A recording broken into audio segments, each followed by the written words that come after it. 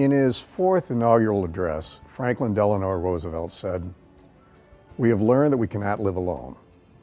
That spirit of interdependence flourishes in the fellowship that distinguishes each of our Covenant retirement communities. Residents pursue interests together. They have fun together. As good neighbors, they pitch in when someone needs a helping hand. They use their talents to make the community a better place. It's been that way since the very beginning, and the most dramatic demonstration of the spirit of our communities is the Benevolent Care program. Benevolent Care is a secure but discreet lifeline for those whose funds will no longer stretch to cover the cost of their housing and services.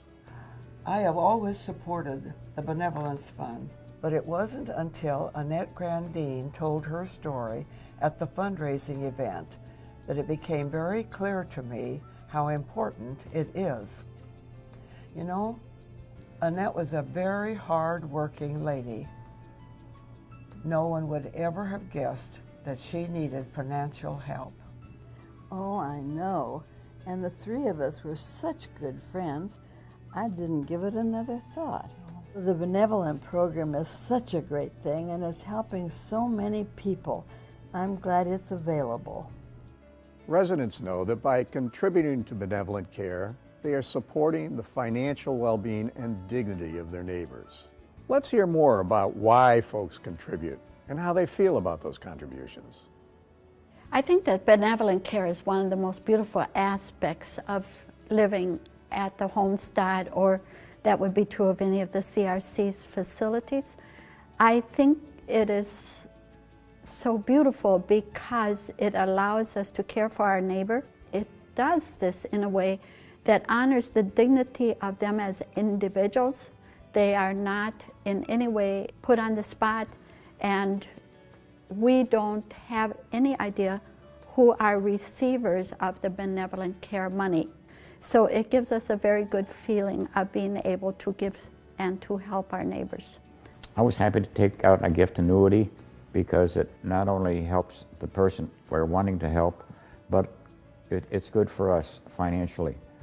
The older you get, the higher interest they pay, and I think mine is like 8.5% or more.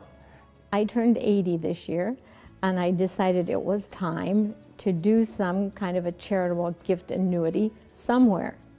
And different agencies were trying to invite me to give to them. And I thought, no, I live at Homestead. And they have that here at Homestead. And that should be my first thought. They're first on my list. I was very, very pleased to discover that there was a revocable trust opportunity here by which I could leave a portion of my estate to continue to be of value to peoples after I die, after I am gone. And that means a lot to me. The charitable gift annuity provides me with a stream of income. It was so wonderful when I received that first gift annuity check, much to my surprise that it would come, like the second day in January. And I appreciated that very much. I am a United Methodist, was a hospital chaplain. I ministered to many, many people of all different denominations and faiths.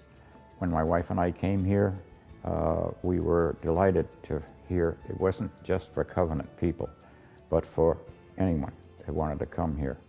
And we thought that was great. I have several guiding principles in my life. When I was little, my grandfather, who was a mover and shaker in our community, always said, grow up and make sure that the community you live in is better because you live there. And that has guided me throughout my life. Wherever I was living, I wanted that community to be better because I lived there. Every contribution to Benevolent Care is a contribution to the fellowship of your community. On behalf of the neighbors you assist, thank you for the contributions you've already made. We encourage you to consider increasing your commitment to Benevolent Care by making a one-time or a deferred estate gift. Learn more. Talk to the executive director of your community. You'll be a neighbor to your neighbors today and tomorrow.